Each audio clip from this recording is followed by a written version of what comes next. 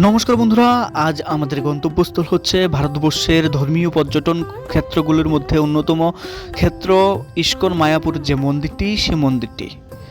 আমরা এসে পড়েছি ধুবুলি স্টেশন এবং এখান থেকে টোটো ধরে আমরা যাব মায়াপুর ইস্কন যে মন্দিরটি, সে মন্দিরটির উদ্দেশ্যে।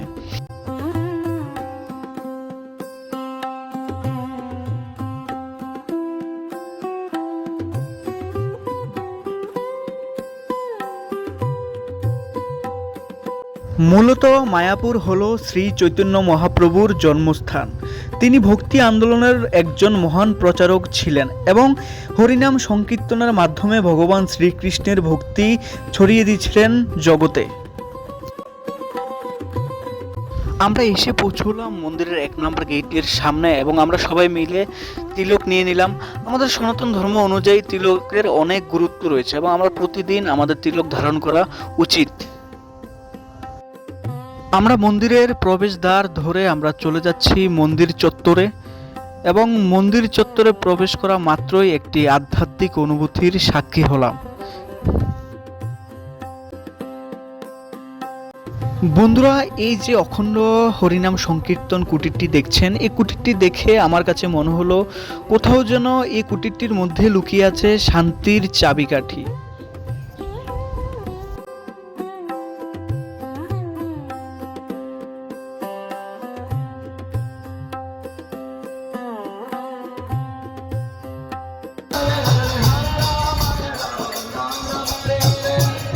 বন্ধুরা, কুটিরটির মধ্যে প্রবেশ করলাম এবং যোগল মূর্তি দুখানার যোগল দর্শন করলাম।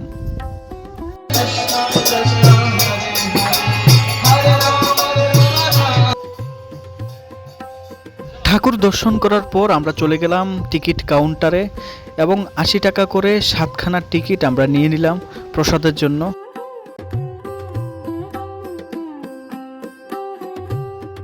এবং আমাদের প্রসাদের ঘরটা হচ্ছে গীতা ভবন। টিকিট নেওয়া হয়ে গেল এবং এখন আমরা সম্পূর্ণ যে মন্দির চত্বরটি, সে মন্দির চত্বরটি আমরা ঘুরে ঘুরে দেখব।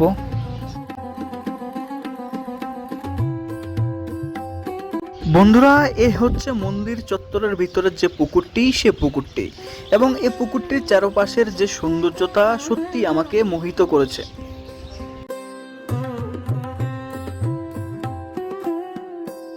মন্দিরের এই পবিত্র পরিবেশের মাঝেই চোখে পড়ে এক অপূর্ব সৌন্দর্য, সারি সারি কাঠগোলাপের গাছ। কাঠগোলাপের সাদা এবং হালকা হলুদ রঙের ফুলগুলো যেন একদম শান্তির প্রতীক। প্রতিটি পাপড়িতে যেন লুকিয়ে আছে এক গভীর নির্মলতা, যা এই আধ্যাত্মিক পরিবেশের সঙ্গে একেবারেই মিশে গেছে। ইস্কন মায়াপুরের ভিতরে এই গাছগুলো শুধু সৌন্দর্য বাড়ায় না, বরং ভক্তদের মনে এক ধরনের প্রশান্তি এনে দেয়।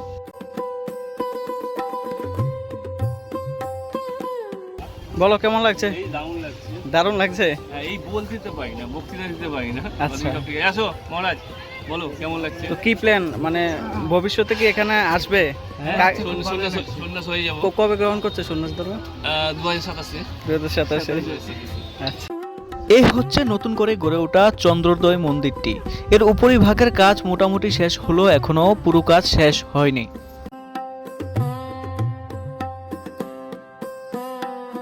বন্ধুরা, আমার ক্যামেরা ফ্রেমে যে বড় মন্দিরটি দেখতে পাচ্ছেন, এর ভেতরে ইস্কনের প্রতিষ্ঠাতা শ্রীল প্রভুপাদের মূর্তি বসানো আছে এবং এর উপরিভাগে শ্রীল প্রভুপাদের যে ভক্তি আন্দোলনের যে মুহূর্তগুলো, সেগুলো মিউজিয়ামে মূর্তির মাধ্যমে তুলে ধরা হয়েছে এবং আমরা সেখানে যাব দর্শন করার জন্য।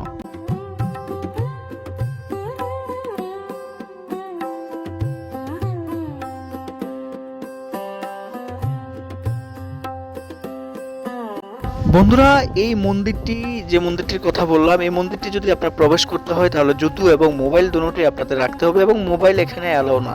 তার জন্য আমরা ভিতরে মোবাইল নিয়ে কিছু দেখাতে পারলাম না। আমরা মন্দির দর্শন করে ফেললাম, যেহেতু মন্দিরে মোবাইল অ্যালাউ নেই তাই মন্দিরের ভিতরে কিছুই আপনাদের দেখাতে পারলাম না।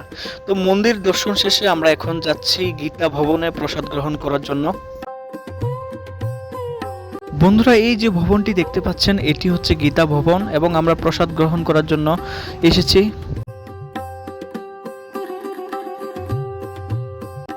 বন্ধুরা, এখান থেকে সারিবদ্ধভাবে লাইন ধরে প্রসাদের জন্য যেতে হয়।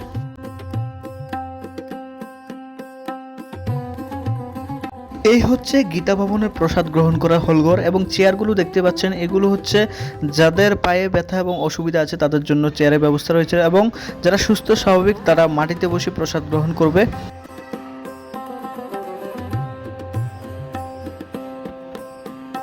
সবের সাথে বসে আমিও প্রসাদ গ্রহণ করছি।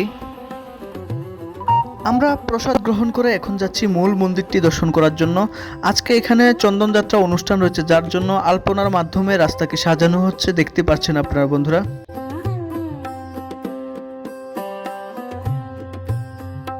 যেহেতু আজকে মন্দিরের ভিতরে একটি অনুষ্ঠান রয়েছে, সে অনুষ্ঠানকে কেন্দ্র করে সেখানে শোভাযাত্রার জন্য সবাই একত্রিত হচ্ছে সুসজ্জিতভাবে। আপনারা দেখতে পাচ্ছেন খুব সুন্দরভাবে সবাই একত্রিত হচ্ছে।